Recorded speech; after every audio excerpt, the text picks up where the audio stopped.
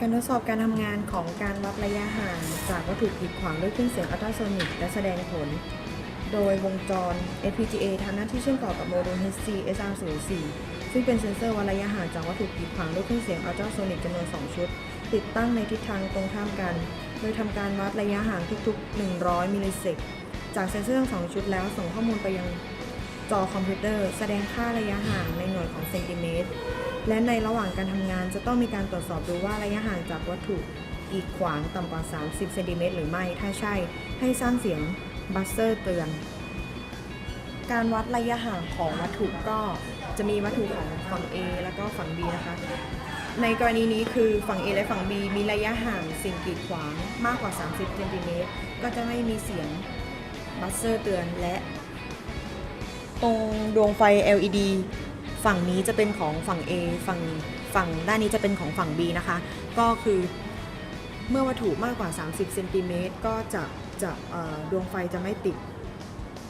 ส่วนในกรณีที่ 2 ก็คือถ้าวัตถุฝั่ง A อยู่ห่างน้อยกว่า 30 เซนติเมตรก็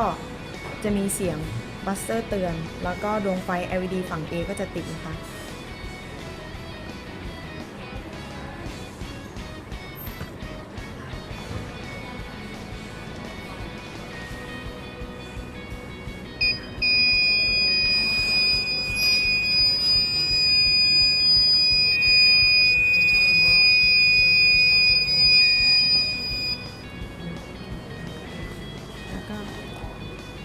กรณีที่ 2 ก็คือ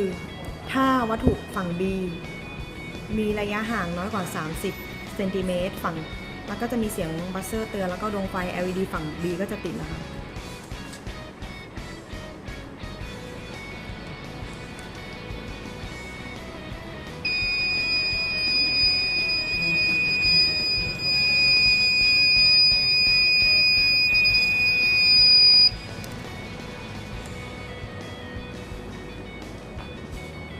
กรณีสุดท้ายก็คือเมื่อวัตถุของฝั่ง A แล้วก็ฝั่ง B